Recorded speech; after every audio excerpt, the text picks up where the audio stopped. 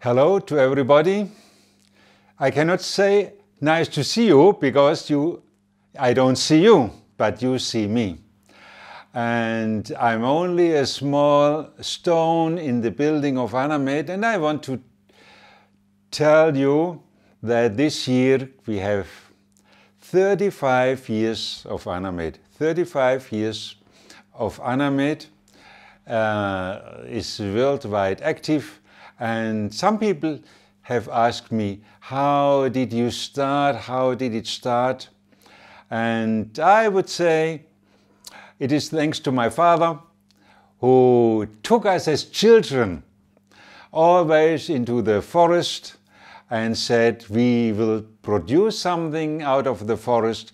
We will bring some flowers or branches or whatever to make joy to some poor or sick people. And so I got used to exploit the forest for the benefit of the people. Now then I have started to study pharmacy because I was happy about the possibilities to help people out of products from the nature. And I just became a normal pharmacist and was working in a hospital for 4 years in producing medicine. And then also I was working nearly 3 years in the National Cancer Institute of Heidelberg in Germany. And I studied how our immune system may fight viruses, and those viruses that cause sometimes cancer. So after this, I stopped my scientific career, or not, because I said I would like to help people, the poorest people. And I was told the poorest people live in the Central Africa, in a country called Congo. At that time it was Zaire. And I heard there's a lot of tropical forest, and there are many, many plants and many, many diseases. So I was employed by a mission, Basel mission, Congo mission in Switzerland, and they asked me to provide medicine from Germany, from Switzerland, to those people who were sick. The problem was I was underfinanced. I was working with 400,000 people. And I was the only pharmacist, and there was still one doctor for those people, one medical doctor. Now, that was exactly in the year 1985. And when I had my birthday, 1986, in January, I invited my collaborators and we sat together around a fire and we discussed the situation. And they said, it is so sad. We don't have access to European medicine, it is too expensive. But for the African medicine, the local traditional medicine, there's so much witchcraft inside that we as Christians, we cannot reach to this philosophy. So we said, what can we do? And they said, we should create a new philosophy, we should create a new medicine. And how could that be? And I want to show that with a small theater. You see, we had the chair of traditional medicine. In traditional medicine, well, you have a lot of plants, that's nice. And there's a healer in every village, that's very nice also. And medicinal plants are available, but there is no hygiene. Often no hygiene, and nobody knows what is the name of the plant that is given, and nobody knows how much is inside. Nobody knows how much we give to a child in comparison to an adult. It is all very, very obscure. And of course, there is a lot of witchcraft people who do not get healing. They say maybe there is an enemy who has put a curse on me. So therefore, if I kill that enemy, I will be healed. So I put a nail inside and I hope that my enemy will get bellyache and then die. So that is very difficult for a Christian now to go to the healer because there are so many problems. But there is another philosophy, and this philosophy is called modern medicine. And modern medicine, we have our hygiene, we know exactly the expiry date, we know exactly what is inside in the medicine.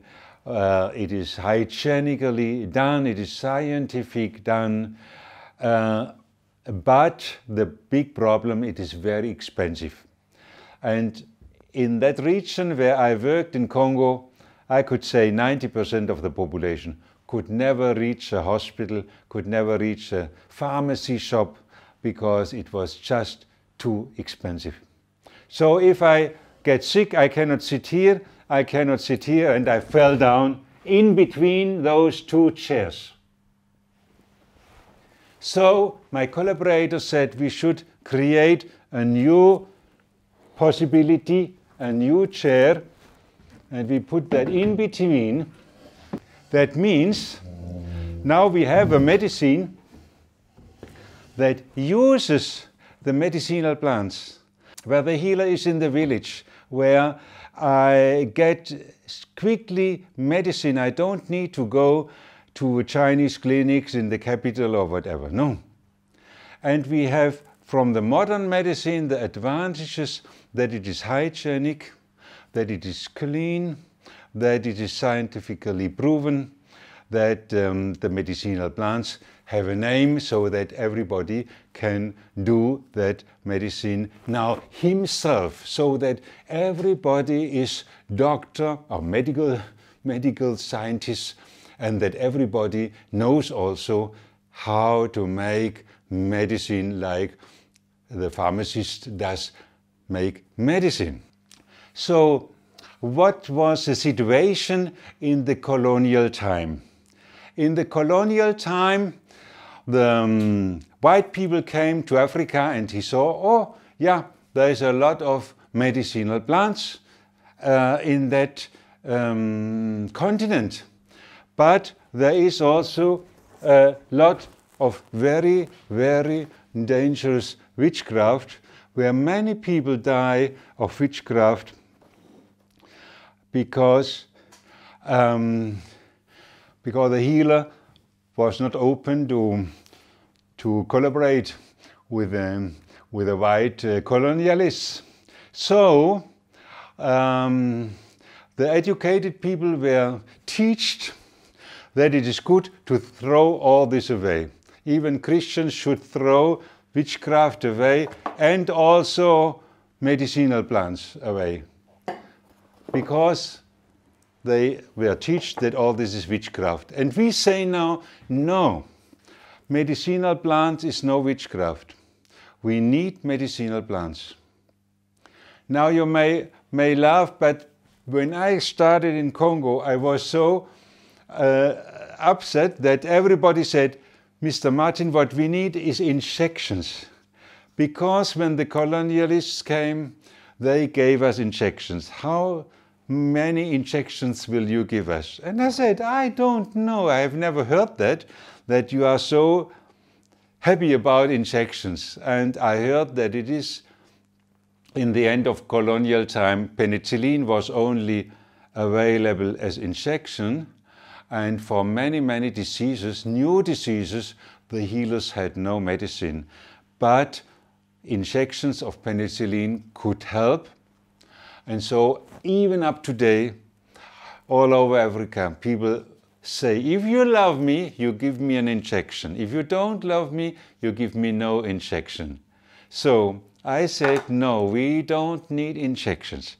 We need to know more about the heritage of Africa.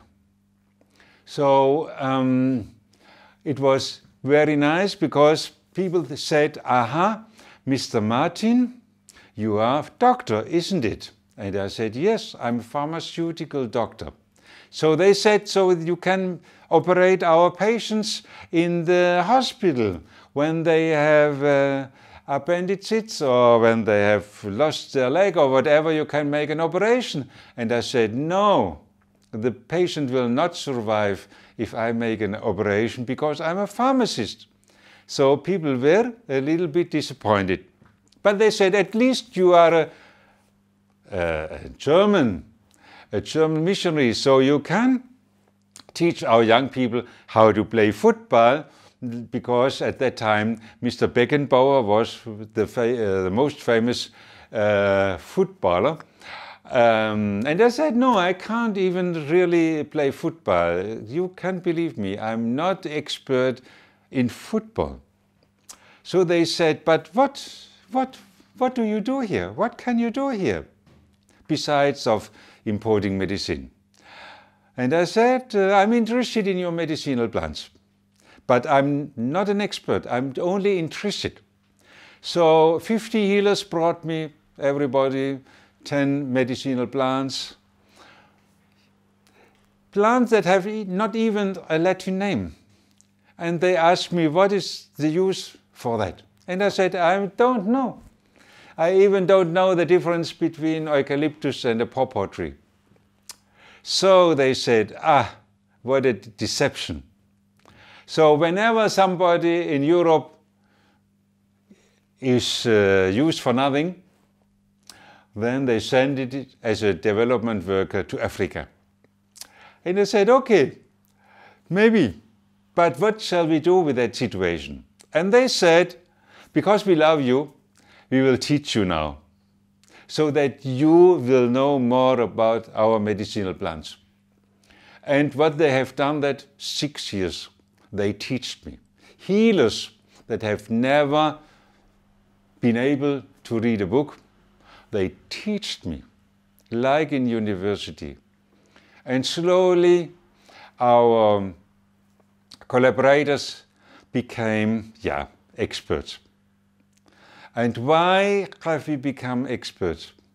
Because whenever we have heard something, we did not say, oh, let us make a patentation of that. Oh, let us make money out of that.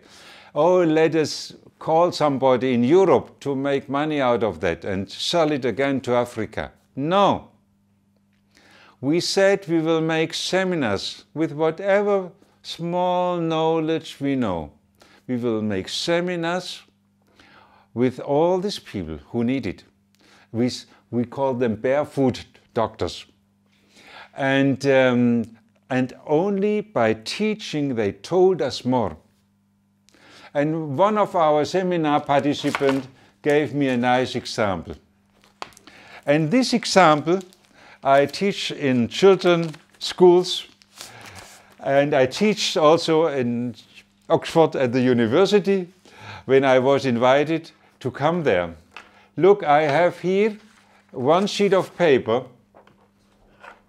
and we see here 1, 2, 3, 4 edges, isn't it?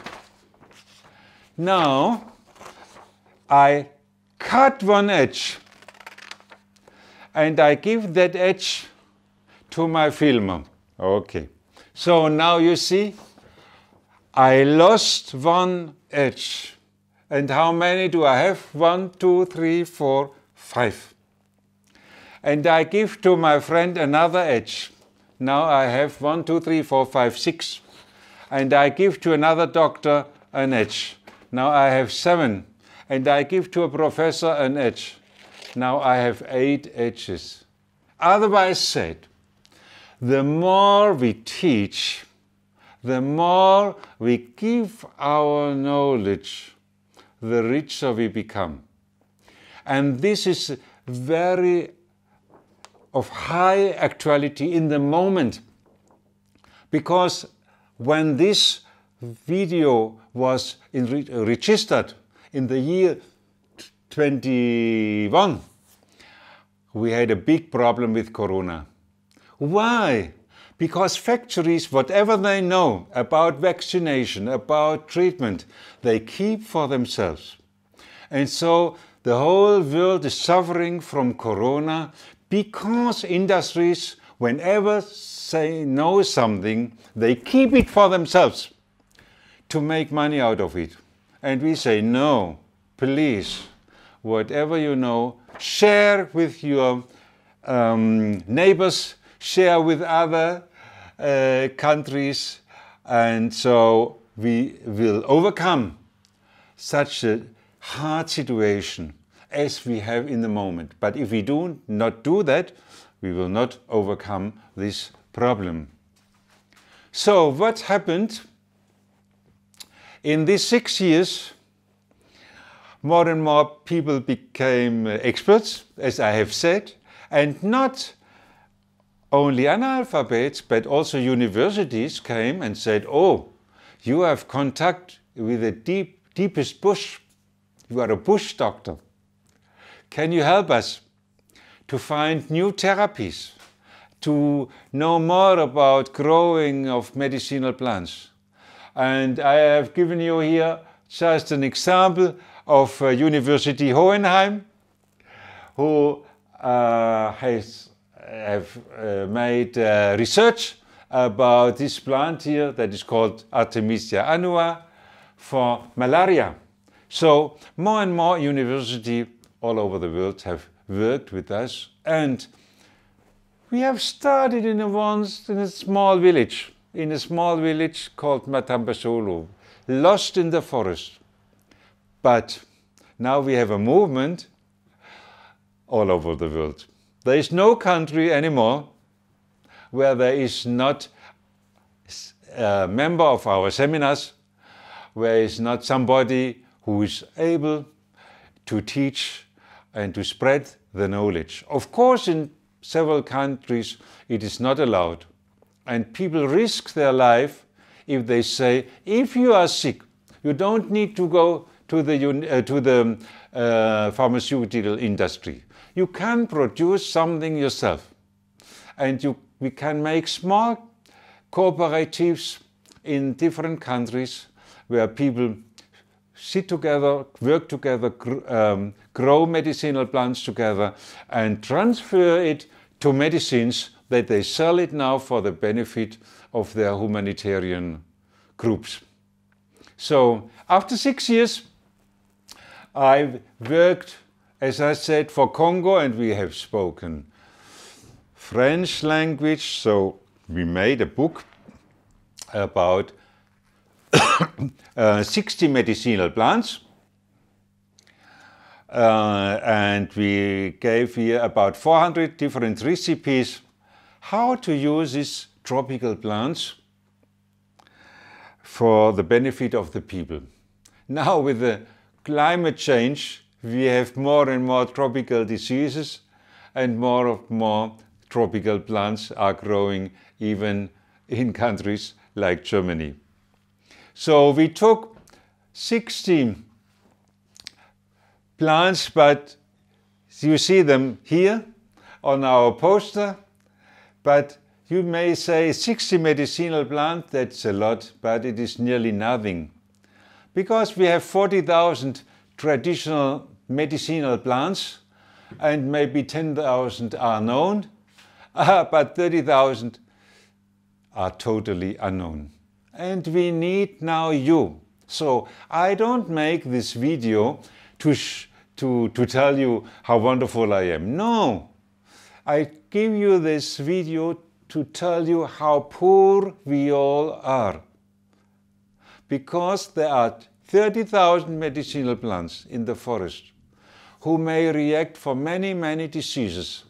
But nobody has taken time and money to make research about it. So we need now your work to do this job. And we need also your political strength, because the novel food law, the novel food problems in European Union are very serious. That means European Committee, the European Union Committee has written a lot how to save the industry against the consumer, not how to protect the consumer, but how to protect industry, so that the consumer has no choice to buy medicinal plants that are not yet known. So therefore, we need your help now. Now, this booklet was not only in French, but more and more organizations have asked it in German or in English. So we have written our literature now also in different languages, so that more and more people can use these recipes now. And what is special with Anamed? Special in Anamed is that we don't patentate it. That means if you make education, if you make seminar, please, you are free to use all these recipes.